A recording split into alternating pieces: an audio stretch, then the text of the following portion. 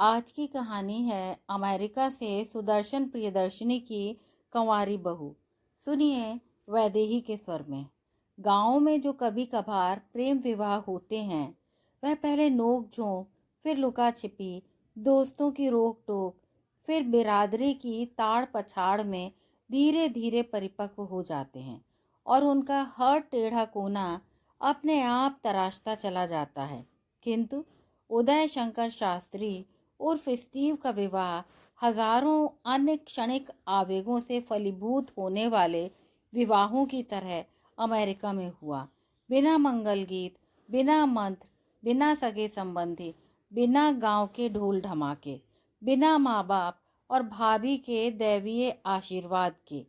पर दूल्हा खुश था, दुल्हन खुश थी। बिना ताम झाम के किराए पर बड़ी जुगत और पैसे से जुटाए गए सादे कुछ घंटों के हॉल में, जिसमें सब कुछ खुले में, खुले कपड़े, खुले घूंघट, खुले तेवरों में पली मेम के आई डू के साथ सारे 7 फेरों का आदान प्रदान कर गई थी। इन 7 फेरों के आरूप में प्री नप्चुअल पैसे का अधिकारों का लिखित दस्तावेज पहले ही अनुबंधित हो चुका था। रंगों की ताम झाम या लाल रंग के सलमो सितारों से जड़ी और कई गजों की लंबे चौड़े आवरण में लिपटी किसी की बेटी ने मंडप में नहीं आना था। बस कुछ ही क्षणों में गोरी चिट्टी, लंबी पतली, लंबे लंबे कदम भरती स्टेफनी अपने नए पति उदय शंकर के साथ बाहर निकल रही थी। सार्वजनिक चुंबन के बाद मिस स्टेफनी ऑस्कर वाइल्ड के स्थान पर स्टेफनी शास्त्री बनकर, जिसकी मिसेस शास्त्री कहकर पुकार हो रही थी और जो इस समय बाहर की ओर धीरे धीरे चल रही थी। शादी हो गई थी। Bridesmaids walk, best men walk, फिर पिता के साथ ब्राइडल वॉक, यानी स्टेफनी के माता पिता उपस्थित थे। पर शंकर के घर की ओर से कोई आंख, कोई मनुहार, कोई शुभ वॉक, न बहनों की, न भाइयों की, न दोस्तों की, जो वॉक घोड़ी के आसपास नाच रही होती है, नहीं थी। पर वह खुश था। उसे घूरने वाला कोई नहीं था। किसी की आंखों में वर्जना उसे नहीं झेलनी थी। कहीं कोई बाढ़, कोई बांध नहीं था जिसे उसे लांघना था। वह भी आई डू के बाद सार्वजनिक चुंबन ले सकता था। स्टेफनी को भरपूर बाहों में भरकर खुलेआम हॉल में बजती तालियों की गूंज में उसे अपने साथ सटा सकता था। वह अमेरिका में मेम से शादी कर रहा है। वह इस अहम के उछाल पर था। मन ही मन शायद अपने सारे गांव को चिढ़ा रहा था, देखो मैं आज सबसे आगे निकल गया। मेम से शादी करके उसी लाघव से अमेरिकी नागरिक बन के गांव में जब गोरी मेम उसकी बगल में चलेगी तो सारा गांव ऊंचा हो जाएगा। बच्चे बूढ़े अपनी खिड़कियों से, खेतों की मेड़ों से उचक उचक कर उसे देखेंगे और खुश होंगे। वह कुछ ही क्षणों में इस देश का नागरिक ही नहीं हुआ, एक सभ्य समाज का नागरिक हो गया था। उसका स्टेटस बदल गया था। उसका जैसे आज कायाकल्प हो गया था। ऐसे में सुदूर उसे अपने गांव की पुकार, अपनी जन्मदात्री माँ या उसकी लाड़ लड़ाती बहनें, उसके पिता का प्यार या कोई ताड़ना नहीं सुनाई दी। और शादी हो गई। वह स्टेफनी का स्टेपनी बन गया। स्कूटर की पिछली सीट सी स्टेपनी, जिस पर अब वह बैठ सकता था, इधर से उधर जा सकता था और शायद कल को उसके बच्चे भी बैठ सकते थे। हाँ, अंदर से उसे लग रहा था कि बाबा ने चिट्ठी का जवाब नहीं दिया। शायद समय पर पत्र नहीं मिला होगा। उसे भी तो पहले पता नहीं चला था। पहले हॉल मिलता तो तारीख पक्की होती। हॉल बुक करना बेहाल होने जैसा है यहाँ। किसी भी मौसम में शादी करो, हॉल ढूंढना लड़की का पीछा करने से भी ज़्यादा दौड़ाने वाला होता है, क्योंकि औसतन एक व्यक्ति 3 शादियां करता है। इसलिए शादी से पहले या यूं कहो कि डेट शुरू करते ही हॉल बुक करवा लेना चाहिए। पर अनुभव नहीं था। पहली शादी जो ठहरी। इसलिए जब तक हॉल पक्का हुआ, जब तक कार्ड बनने दिए, सोचा चिट्ठी और कार्ड एक ही समय में भेजें। इसीलिए बाबा को शायद कार्ड और चिट्ठी मिली ही नहीं। जब मिलेगी तो खुशी से कूद पड़ेंगे कि उनका बेटा, गांव के एक काश्तकार मुंशी का बेटा, आज कहाँ पहुँच गया। उधर गांव में जिस उदय शंकर के जन्म पर ढोल मंजीरे बजे, हिंजड़े नाचे, गांव भर में लड्डू बटे, न्योते चले, उसी की शादी के इस आकस्मिक समाचार से मातम मना। माँ ने सिर पीट लिया। बाप ने दीवार में सर मार मार कर अपने आप को हलाक कर लिया। बहनों ने अंदर ही अंदर बिसूर कर अपनों से और पड़ोसियों से यह कहानी छिपा ली।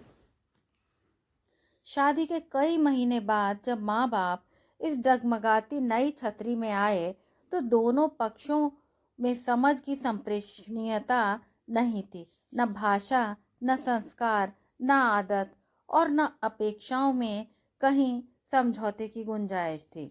माँ बाप के आने तक जिस गोरी चमड़ी की उदय शंकर आराधना करता रहा, आज वही लिजलिजी मरी हुई छिपकली सी जुगुप्सा पैदा करने लगी। उदय शंकर को भी घर नहीं मिला। बिस्तर में बिछी आज्ञाकारिणी भार्या नहीं मिली, जंगली बिल्ली मिली जो धीरे धीरे स्टेफनी ऑस्कर से स्टेफनी शास्त्री न होकर कहीं बीच से छलांग मारकर फिर वापस अपनी असली स्टेफनी ऑस्कर वाइल्ड हो गई, अपने वास्तविक चौकटे में वापस। तब धनाधन टकराने लगी सभी खिड़कियां, दरवाजे, और होने लगी रसोई में एक जंग। जिह्वा पर बैठे लॉबस्टर स्टेक के स्वाद टकराने लगे और सिलबट्टे पर फिसलने लगे। सारी स्वादेंद्रियां अब मांगने लगी माँ के हाथ का स्वाद। माँ की रसोई, सौंधी सुगंध, बेटे के टूटे हाथों को सहला सहला कर रखने वाली माँ, और निर्भर आक्रांत दफ्तर से घर और घर से खाट और खाट से हाट तक सफर तय करने वाला निष्क्रिय प्राणी बेटे का हो गया था यहाँ पूरा कायाकल्प। ऊपरी मुलम्मे की तरह उतर गया था मुलम्मा, और नजला गिरा उस लिजलिजी चमड़ी वाली निष्क्रिय मशीनों पर पली बढ़ी फ्रोजन फूड और कैन फूड, या अधिक से अधिक रेस्टोरेंट के फूड पर पली पतली दबंग सुराहीदार गर्दन की एक विश्व सुंदरी सी गुड़िया पर, जिसका अलौकिक सौंदर्य उदय शंकर की तपस्या भंग कर गया था। अब वही सौंदर्य विकलांग सबन लंगड़ा कर चलने लगा था। संतान की चाह उगने लगी। स्टेफनी के साथ कुछ अंकुराने लगा। वही तपती लू ठंडक से भर गई। अब अभयदान, क्षमादान दे दिया गया। माँ बाप के मल्हार गाने लगे उदय शंकर और स्टेफनी। जाने को उद्यत माँ बाप को रोका गया, मिन्नतें की गईं, हाथ पांव जोड़े गए, क्योंकि दोनों की व्यस्तताएं एवं दोनों के अपने अपने काम की अपेक्षाएं अकेले कैसे पूरे होती। उदय शंकर यहाँ का कानून पड़ गया था, गुन गया था। उसे मालूम था माँ बाप को रखने से आर्थिक लाभ भी होगा। उनका रजिस्ट्रेशन करवाया गया। उन्हें मेडिकेयर के अंतर्गत सब कुछ मुफ्त, और साथ में दोनों को $250 के चेक हर माह, जो कुछ माह के बाद मिलने शुरू हो जाएंगे, मिलने लगेंगे। दोनों ने सोचा सौदा बुरा नहीं है। अब बच्चा नहीं, 2 जुड़वा बच्चे हुए। माँ बाप की ज़रूरत और कीमत दोनों बढ़ गई। स्टेफनी भी इस नए सुख को सहने लगी, भोगने लगी। हिंदुस्तानी माँ बाप, ऊपर से विदेशी बहू। अगर पूछें तो स्वर्ग उनके पैरों में ढूलने लगा कि विदेशी बहू उन्हें चाहती है अपने आसपास। इसी तरह ऊपर नीचे करते 2.5-3 साल बीत गए। अब कहीं कहीं दाल में किरकिरी मिलने लगी। रसोई में हिंदुस्तानी भोजन की गंध का धुआं स्टेफनी की नाक में उफनने लगा। छींकें आनी शुरू हो गईं, जो पिछले कई सालों से बंद हो गई थी। यह सब देखते सहते अब लगभग 5 साल हो गए थे। बीच में उदय शंकर के बाप के साथ जाकर अपने जगरांव की जमीन और घर भी बेच आया था। माँ और बाप को अलग अलग बिठाकर संतुष्ट किया गया कि अब वही उनका सबसे बड़ा सहारा है। तो उसके हिस्से की जायदाद तो उसे ही मिलनी चाहिए। माँ बाप आधे मन से दूसरे बच्चों की नाराजगी ताक पर रखकर उदय शंकर को खुश करते रहे। आखिर बड़ा बेटा है और अमेरिका में उन्हें रखे हुए है। अब तो उन्हें धीरे धीरे आगे कुआं और पीछे खाई खुदती दृष्टिगत हो रही थी। रसोई का धुआं, मसालों की गंध, हिंदुस्तानी खानों की बेलाग लंबाई चौड़ाई अब रसोई से निकलकर उदय शंकर के कमरे तक की हवा को जुटलाने लगी थी। स्टेफनी के तेवर बदल रहे थे। वास्तव में जब तक था तब तक था। अब वे हिंदुस्तानी पैंतरे, नियम, सभ्यता, संस्कृति उसके तन बदन में चींटियों से सुरसुराने लगी। स्टेफनी के बार बार कहने पर उदय शंकर की जीभ का स्वाद भी बदलने लगा। माँ, आज खाना मत बनाना, हम बाहर खाने वाले हैं। माँ, रसोई बड़ी धुआंसी हो गई है, खाना बाहर से आ जाएगा। माँ, रसोई इतनी चमकदार रहती है लोगों के घरों में, हमारे घर तो जगराव का चूल्हा बन गया है, यह नहीं चल सकता। स्टेफनी रोज है खाना खाकर और सफाई कर करके तंग आ गई है। माँ, यह बच्चों को इतना फैला फैला कर काजल लगा देती हो, यह कितना भोंडा और अवैज्ञानिक है, आपको मालूम भी है? और यह जो घर में आप हर समय साड़ी पहने रहती हैं, इसमें सारे घर के मसाले पल्लू में बंधे सड़ांध मारते हैं। इन्हें बदलो, अब बहुत साल हो गए, आप बदलो इन्हें, और नहीं तो कुछ महीनों के लिए हिंदुस्तान ही चली जाओ, आपका भी वायु परिवर्तन हो जाएगा। आदि आदि आने वाले तूफान ने अपने दांत दिखाने शुरू कर दिए थे। बेटा, हमारा अब घर पर क्या अधिकार रहा? पर आपका अधिकार आपके छोटे बेटे पर तो है। मैंने नहीं रखा आपको 5 साल और 5 महीने। अब वह देखे और आपका ख्याल रखे। दांत पीस कर, आंखों को अंदर भींच कर वह सुनते और अपने माँ बाप होने पर लानत फेरते। वह समझ गए थे कि किनारा बीच भंवर में धंस गया है। फिर भी ज़्यादा कड़वाहट बढ़ने से पहले ही उदय शंकर ने वापसी के टिकट बुक करवा दिए और माँ बाप के अनिश्चित भविष्य की यात्रा प्रारंभ हो गई। कुछ कागजों पर हस्ताक्षर करवा लिए गए ताकि उनकी सोशल सिक्योरिटी लेने में कोई बाधा ना आए। अब स्टेफनी और उदय शंकर अपने बच्चों के साथ अकेले और अपनी खोई हुई स्वतंत्रता पाकर खुश थे। स्टेफनी ने पार्ट टाइम काम करना शुरू किया और बेबी सिटिंग के सहारे गाड़ी चल निकली, पर किसी भी स्थिर आदमी की स्थिति में नहीं। कहीं खुश रह पाता है ऐसे में? दोनों के बीच किसी न किसी बात को लेकर कहासुनी हो जाती। पिछले सालों के ताने, व्यंग, उपहास एक दूसरे पर होली के रंग की तरह जैसे पिचकारी से छोड़े जाते। तब एक दिन उदय शंकर घर आया तो बच्चे बेबी सिटर के साथ खेल रहे थे और स्टेफनी एक नोट छोड़कर जा चुकी थी। उदय शंकर बहुत बौखलाया, उतावला, परेशान हुआ और कहीं बहुत चिंतित भी। तीसरे दिन स्टेफनी की तरफ से तलाक का नोटिस मिला। सारे अनुबंध, सारे नियम, बंटवारा आदि के कागज वकीली लेकर आया और उदय शंकर की कुछ सुने बिना उसे डरा धमका कर उसके हस्ताक्षर लेकर चला गया। सारांश यह था कि स्टेफनी बच्चे अपने साथ नहीं रखेगी, बीच बीच में बेबी सिटिंग करके अपने हिस्से का फर्ज पूरा करेगी। वह उस बेबी सिटिंग की फीस भी नहीं लेगी।